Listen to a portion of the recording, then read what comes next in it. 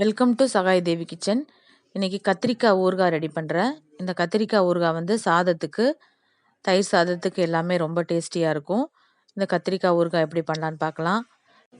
ஒரு கடாய் அடுப்பில் வச்சுட்டு அதில் 2 டீஸ்பூன் அளவு வெந்தயம், 2 டீஸ்பூன் அளவு கடுகு, 2 டீஸ்பூன் அளவு ஜீரகம் சேர்த்துருக்கேன். சேர்த்து நல்லா மணம் வர அளவுக்கு நம்ம வறுத்து விட்டுக்கலாம்.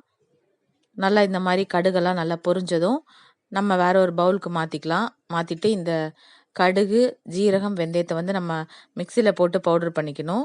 இப்போ வந்து நான் 2 லெமன் சைஸ் அளவு புளி எடுத்து வச்சுருக்கேன். அந்த புளியை நல்லா ஊற வச்சு கரைச்சி ஊற்றிருக்கேன். இப்போ வந்து இந்த மாதிரி 4ஆக ஸ்லிட் பண்ண கத்திரிக்காவை வந்து நம்ம இந்த புளி தண்ணியில் போட்டு நல்லா வேக வச்சுக்கலாம். புளி தண்ணி வந்து நம்ம அந்த கத்திரிக்காய் மூழ்கிற அளவுக்கு ஊற்றினா போதும், ரொம்ப ஊற்ற தேவையில்லை. ஊற்றி இந்த கத்திரிக்காவை வந்து ஒரு 3/4 வேக்காடு வேக வச்சு எடுத்துக்கலாம். ரொம்ப குழைவா வேக வைக்க வேண்டாம். ரொம்ப குழைவா வேக வச்சா அந்த ஊறுகாய் டெக்ஸ்சர் வராது. அதனால நான் 3/4 அளவு வேக வச்சு எடுத்திருக்கேன். நல்லா இந்த கத்திரிக்காவை வந்து அந்த புளி தண்ணிக்குள்ள மூழ்கிற அளவுக்கு வச்சுட்டு, இந்த கத்திரிக்காய் ஊறுகாய்க்கு தேவையான அளவு உப்பு சேர்த்துருக்கேன். இந்த உப்பு வந்து இந்த கத்திரிக்காய் ஊறுகாய் வந்து கெட்டு போகாம இருக்கிறதுக்கு நம்மளுக்கு யூஸ் ஆகும். இப்போ பார்த்தீங்கன்னா, அந்த கத்திரிக்காய் வந்து கொதிச்சிட்ருக்கு. நல்லா நம்ம ஒரு தடவை கலந்து விட்டுடலாம். நல்லா கலந்து விட்டுட்டு ஒரு மூடி போட்டு இன்னும் கொஞ்சம் வேக வச்சிடலாம்.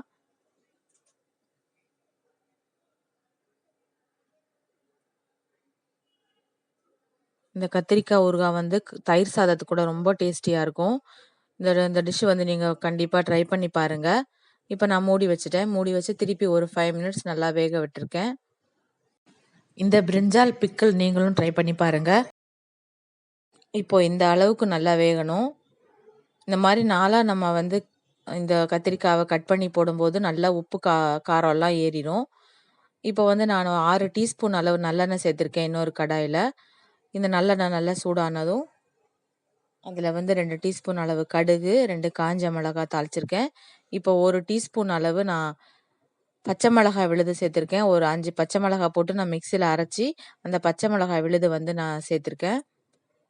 சேர்த்துட்டு ஒரு 3 பூண்டு வந்து நல்லா நான் இடிக்கிற கல்லில் வச்சு இடித்து நான் சேர்த்துருக்கேன். பூண்டு வந்து நம்ம கொஞ்சம் எக்ஸ்ட்ரா கூட சேர்த்துக்கலாம், நல்லா மணமாக இருக்கும். இப்போ அந்த பூண்டு நல்லா வெந்ததுக்கு அப்புறமா பெருங்காயத்தூள் சேர்த்துருக்கேன். இந்த பெருங்காயத்தூள் வந்து அவங்கவுங்க விருப்பத்துக்கு தகுந்த மாதிரி சேர்த்துக்கலாம்.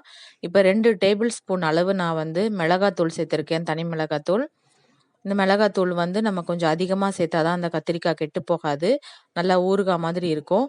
அதனால் 2 டேபிள் ஸ்பூன் அளவு நான் வந்து எண்ணெயில் வந்து அந்த மிளகாத்தூள் போட்டு நல்லா வதக்கி விட்டுட்டு, அந்த பச்சை வாசனை எல்லாம் போனதும் நான் வேக வச்ச கத்திரிக்காவை வந்து அதில் சேர்த்துருக்கேன்.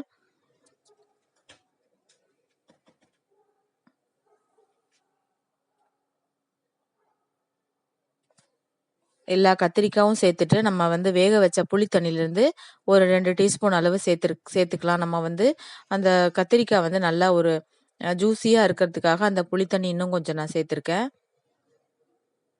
சேர்த்து நல்லா அந்த மிளகாத்தூள், உப்பு, காரம் எல்லாம் சேர்கிற அளவுக்கு நம்ம நல்லா கலந்து விட்டுடலாம். பொறுமையாக கலந்து விட்டால் தான் அந்த கத்திரிக்காய் வந்து உடையாது. நம்ம வந்து ஒவ்வொரு கத்திரிக்காவை எடுத்து சாப்பிட்றதுக்கு அப்போ தான் நல்லாயிருக்கும். மெதுவாக நம்ம வந்து கலந்து விட்டுக்கலாம். கலந்து விட்டு நம்ம ஊற்றின எண்ணெயெல்லாம் வெளியில் தெளிஞ்சு வர அளவுக்கு ஒரு 5 மினிட்ஸ் நம்ம சிம்மில் வச்சுட்டு உப்பு வந்து செக் பண்ணிவிட்டு தேவைப்பட்டால் கொஞ்சம் உப்பு சேர்த்துக்கலாம். சேர்த்து நல்லா கலந்து விட்டுடணும்.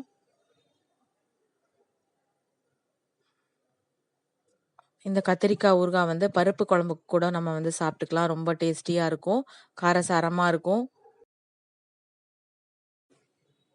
இப்போ இந்த ஸ்டேஜ் வந்ததும் நான் வந்து வெந்தயம், ஜீரகம், கடுகு எல்லாம் வறுத்து பொடி பண்ணி வச்ச பவுடர் வந்து நான் இப்போ இதில் சேர்த்துக்கிறேன். இந்த பவுடர் வந்து நல்ல ஒரு ஃப்ளேவர் கொடுக்கும். ஊறுகாய் டேஸ்ட்டும் அந்த ஃப்ளேவரும் வந்து இந்த பவுடரில் தான் இருக்கும்.